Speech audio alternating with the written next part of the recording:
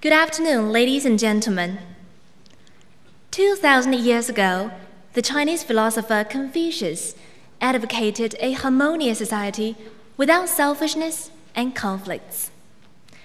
1,500 years later, the English author Thomas More wrote about an imaginary place in which everyone enjoys peace, equality, and commonwealth. These and various other ideal worlds share something in common: peace, love, and harmony. Such has been the dream of human beings throughout the world, and we have long been working towards this goal. History has witnessed numerous wars, and even today, some parts of the world are still suffering from the threat of conflicts. Such a dream, however, has only been going stronger instead of going awry.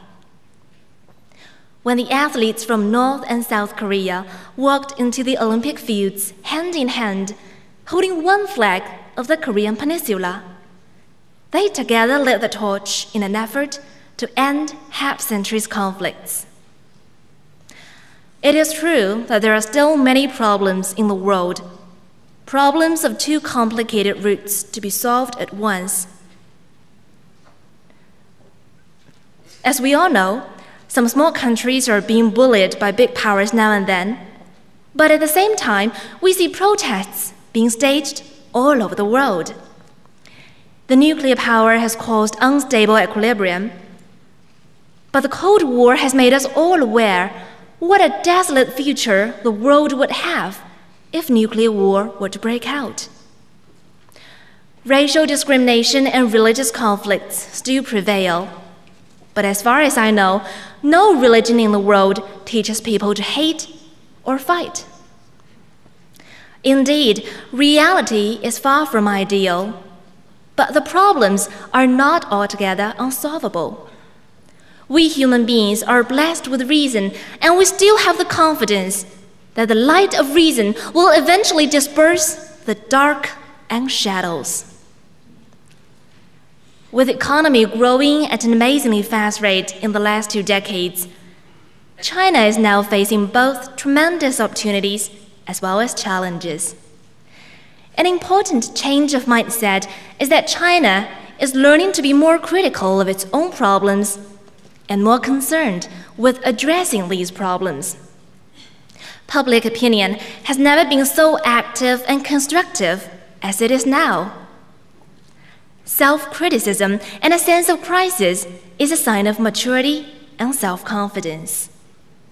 Chinese visionaries are now advocating green GDP and attaching great importance to social development that emphasizes human well-being. So, it's not hard to see the direction in which China is moving. Policymaking is getting more down to earth. Corruption is still being fought hard, and concepts such as due process and human rights are working their way into public consciousness. So with all these efforts going on, sure and steady, there's good reason to believe that China's future will be bright. Last week, a forum was held in Beijing. The theme is Chinese Dream and a Harmonious World. The message is that all Chinese have a dream, and that dream is peace and prosperity. And the realization of this dream will contribute to the harmony of the whole world. Thank you very much.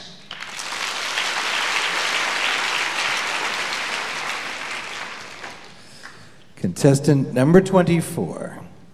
One typical feature of the young generation is overconfidence. As a result, they lack the patience to do a basic job, dreaming that they can accomplish great things in a short period of time. Do you think that encouraging young people to believe that they can accomplish great things is misleading and/or potentially harmful? Well, thank you for the topic. First of all, I should say I don't really think the one typical feature of younger generation is overconfidence. Nowadays, many people say that this is a show-in era. To some extent, that's true, because Internet and blogging provide a platform for everyone to voice their own opinions, however outrageous, and we have various means to achieve our goal, however difficult. But that doesn't mean we young people are overconfident. Because by overconfidence, I think what it means is that we have the belief we can accomplish things far beyond our competence, which is impossible to do, and that may usually lead to arrogance, which I don't think is a typical feature of our generation, because most people have is self-confidence instead of overconfidence. And I think this belief that we can accomplish great things should be encouraged among young people. Because first of all, the belief that we can achieve things serves as a guiding star that lead our road ahead. By saying the star, I don't mean that we have to necessarily reach the star in a few steps. Instead of doing so, I can look up, enjoy their beauty, and regard them as the guidance in my life. For example, without the belief that I can speak English good enough to attend the National English Speaking Contest, I may not be standing here on this grand stage and face so much audience today. And secondly, the self-confidence usually can generate innovation and creativity. Because nowadays, we see many graduates start their own business after college. In this way, they can not only apply their knowledge, but more importantly, their new ideas into practice. And this is essential not only for the individuals, but the society at large. Because our nation not only needs the labor force, but also new ideas and innovation. And I think that innovation can be encouraged through self-confidence. So based on these points, I think the belief we can achieve great things is beneficial to individual and the society at large, and this should be encouraged among young people. And as for me, I've always wanted to go to the Ministry of Foreign Affairs, and I believe that through my own effort, I can achieve that dream, and hope you can achieve your dream as well. Thank you very much. Contestant number 24, thank you for your interest in joining the Foreign Service. You are the last speaker, so sorry to have kept you waiting. I'm deeply impressed with your firm belief in a harmonious future. But do you think people today are any closer to achieving a peaceful and harmonious future or harmonious world than Confucius, who lived 2,000 years ago? After all, Confucius did not have to worry about nuclear weapons.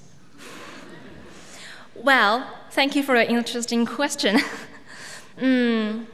First of all, I think human beings nowadays, we still have the dream to achieve the harmonious world, though the harmonious world in our dream may not necessarily be the same as the Confucius world, because what Confucius advocated is everyone should probably have the same interests and needs, but nowadays we advocate diversity. But one thing in common is that we all want our world to be harmonious and peaceful. And I think through our joint efforts today, we can achieve this goal. Because nowadays, as you mentioned, nuclear weapons, I can give you an example, that is the six-party talk. We are more and more resolving to negotiations instead of violence. So yes, I believe that we people nowadays can get closer to such a dream. Thank you. Contestant number 24, thank you very much for your speech. Talking about overconfident, do you think that a parent and school nowadays indulge young people too much, making them more arrogant and proud? Well, thank you for a question. I agree, there is some point in what you said. I think part of the reason of overspoiling children is that nowadays most of us are the only child in the family. So yes, I agree, many parents would spoil their children. But that spoil may not necessarily lead to arrogance in the children's part. Because as the only child in my family, I not only have to live with my parents' protection and be my mother's daughter, but also I have to adapt myself to the society. I have to learn how to get on well with students, friends, and attend social activities. In this way, I think I can learn how to be self-confident instead of being arrogant. For if I act too arrogant, nobody would like to talk with me, and not feel well in the society. Thank you. Thank you, contestant number 24. You talked about prosperity and its importance. Many people think of prosperity only as materialistic. What do you think about prosperity? What do you think are the characteristics of prosperity? Excuse me, I beg your pardon? Materialism, right? Some people think prosperity is only materialism. What do you think of prosperity? Oh, thank you for your question. Of course, by prosperity, I mean both the material part and the spiritual part. Material part means we enjoy better life, better living standard. We have more money in our pockets. By spiritual life, I mean we have richer spiritual life, and maybe the moral standard of the nation can be higher. And I think to achieve a harmonious and prosperous world, we have to pay attention on both these parts. Thank you. Thank you very much.